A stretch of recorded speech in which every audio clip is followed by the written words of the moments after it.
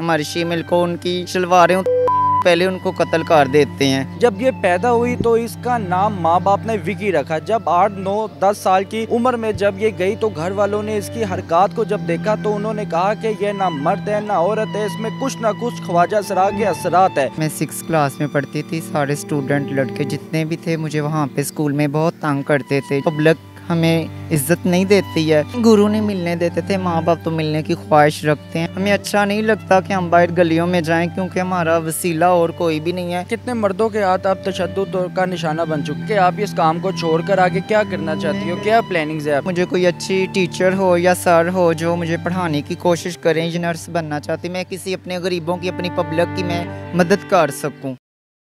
अस्सलामुअलैकुम जी, डेली धरती के साथ मैं आपका मेज़बान फ़ाद हसन। नाज़रीन, आज आपकी खिदमत में एक ऐसी स्टोरी लेकर आए हैं। आज मेरे साथ ख्वाजा सरा मौजूद है जिसका नाम कोमल है। जब ये पैदा हुई तो इसका नाम माँ बाप ने विकी रखा। जब 8, 9, 10 साल की उम्र में जब ये गई तो घर वालों ने इसकी हरकत को जब देखा तो उन्होंने कहा कि यह ना मर्द है ना औरत है, इसमें कुछ ना कुछ ख्वाजा सरा के असरात है। घर वालों ने बड़ा दिल करते हुए, बड़ा जिगरा करते हुए इसको गुरुओं के हाथ में दे दिया। तब से ये दर बदर की ठोकरें खा रही हैं और उनकी गैदरिंग में, उनकी सोबत में रहते हुए ये मुकम्मल ख्वाजा सरा बन गई हैं। आज ये दर बदर की ठोकरें खा रही है और मिन्नतें कर रही है कि मैं ये काम छोड़ना चाहती हूँ। है कोमल? अल्हम्दुलिल्लाह ठीक हूँ मैं, अल्हम्दुलिल्लाह। अच्छा कोमल, मुझे ये बताइएगा कि जब आप पैदा हुई, माँ बाप को बड़ा चाह होता है कि मेरे घर में बेटा पैदा हुआ है, तो आपके जो उनसे असरात है ख्वाजा सराओं के, ये कब महसूस हुआ आपके घर वालों को? ये जिस टाइम मेरे वालिदैन को पता चला, मैं 6 क्लास में पढ़ती थी, सारे स्टूडेंट लड़के जितने भी थे मुझे वहाँ पे स्कूल में बहुत तंग करते थे, जिसकी रीज़न ये थी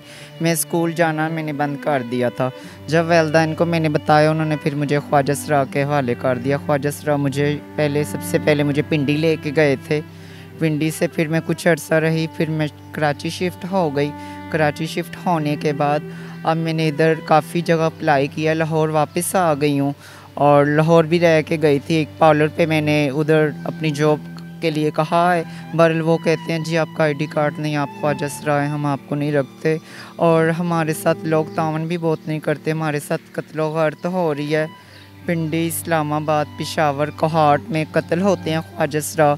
और आपसे ये हमारी रिक्वेस्ट है, अपील है कि हम लोगों के आईडी कार्ड बनने चाहिए, हम अपने हक हलाल की रोज़ी कमा सकें, हम अपनी मेहनत कर सकें।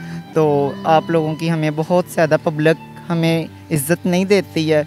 पब्लिक से मेरा ये कहना है, हम लोग भी अल्लाह ताला की बनाई हुई मखलूक है। तो आपके माँ बाप ने जब आपको गुरुओं के हवाले किया तब आपने अपने माँ बाप को कहा नहीं कि मैं आप लोगों की औलाद हूँ, मैं जैसी भी हूँ, मुझे अल्लाह ताला ने पैदा किया है? कभी ऐसा कभी दिल में नहीं आया या कहा नहीं माँ बाप? नहीं, जो वालिदैन थे ना, वो वालिदैन बहुत मेरे मजबूर थे। मजबूर इसलिए थे कि जो गुरु थे वो बहुत ज़्यादा उनको कहते थे हमें दे दो, ये हमारा है, ये हमारा है। तो ज़ोर ज़बरदस्ती तो नहीं, अपने मोहब्बत तरीके से लेके गए थे और गुरु ने मुझे फिर पाला पोसा इतना बड़ा किया है। और वालिदैन से मैं अभी जाती हूँ, मिलने जाती हूँ। और उसके अलावा मेरे वालिदैन बहुत अच्छे हैं, मेरे साथ तावन भी करते हैं, बहन भाई भी प्यार करते हैं, घर में मुझे सभी इज़्ज़त देते हैं। तो माँ बाप ने उसके बाद कितनी दफ़ा मुलाकात की? उसके बाद ज़्यादा मुलाकातें आपकी नहीं हुई माँ बाप के साथ? मुलाकातें हुई हैं, बहरहाल कम हुई हैं। जब जी कम हुई हैं। आप नहीं मिलते थे या गुरु नहीं थे मिलने देते? नहीं, गुरु नहीं मिलने देते थे, माँ बाप तो मिलने की ख्वाहिश रखते हैं, माँ बाप के पास मिलने जाती भी बहुत ज़्यादा इज़्ज़त देती हैं।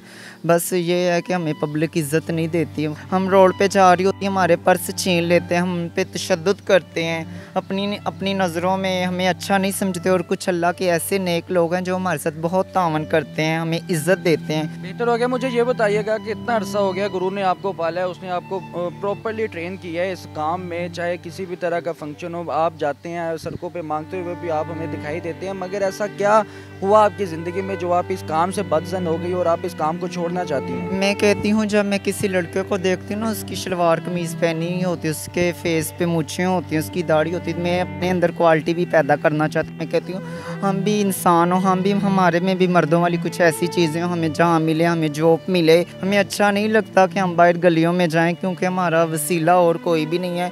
जो पब्लिक है वो हमारे साथ कॉम्प्रोमाइज़ बहुत कम करती है।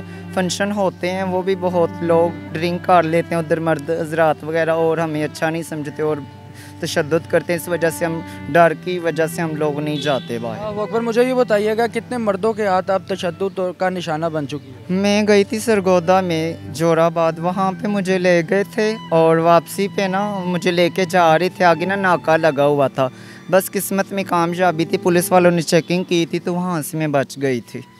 और उसके अलावा लाहौर में भी इधर बहुत ज़्यादा ऐसे लोग हैं जो हमारे पीछे हैं, कोई ऐसे भी अच्छे भी लोग हैं जो हमारे साथ तावन करते हैं, ज़्यादा लोग जो हैं ना हमारी इज़्ज़त नहीं करते हैं। मुझे ये बताइएगा कि आप इस काम को छोड़कर आगे क्या करना चाहती हो, क्या प्लानिंग्स है आपकी? प्लानिंग ये है मेरी कि मेरा आईडी कार्ड सबसे पहले बन जाए और हमारे फील्ड के जितने भी लोग हैं वो अपना काम करें, हमें किसी इदारे में किसी जगह जॉब मिल जाए। जॉब के लिए तो तालीम का होना ज़रूरी है ना, तो आपको नहीं चाहिए कि आपको तालीम भी हासिल करनी चाहिए? मुझे कोई अच्छी टीचर हो या सर हो जो मुझे पढ़ाने की कोशिश करें या मैं पढ़ लिख सकूं, अपना अच्छा मुस्तकबिल।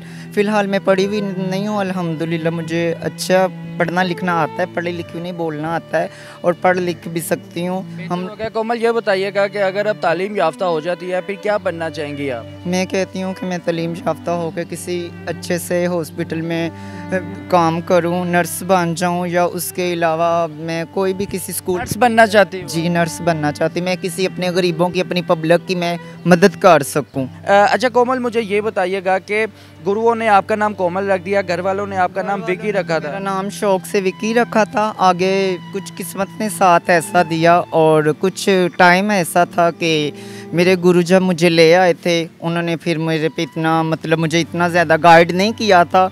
खैर ठोकरें खाती खाती आज इस नौबत पे आ गई हूँ कि ना अपने आप से इस लाइफ से मजबूर बहुत ज़्यादा हो गई हूँ मैं। हमारे शीमिल को उनकी शलवारें उतारने से पहले उनको कत्ल कर देते हैं। मेरा आप लोगों से ये कहना है कि आप लोग हमें इज़्ज़त दें, हम भी अल्लाह ताला की बनाई हुई मखलूक हैं। अगर हम दुनिया में आए हैं वो अपनी मर्ज़ी से नहीं आए हैं, हमें भी अल्लाह ताला ने भेजा है इस दुनिया में। लास्ट में कोई पैगाम देना चाहिए आप? लास्ट पे मैं ये पैगाम देना चाहूँगी, मेरी जितनी भी मुसलमान बहनें हैं, भाई हैं, हम लोगों से बहुत ज़्यादा तावन करें, हम लोग आपकी खुशियों में शामिल होते हैं। आप हमें इतनी इज़्ज़त दें कि हमारा दिल खुद करे आपके पास आने का। अल्लाह ताला की रज़ा की खातर हम जितने भी ख्वाहिश हैं ना उनके साथ आप मोहब्बत से, प्यार से पेश आएँ, क्योंकि हम लोग होते हैं दुआओं के भूखे।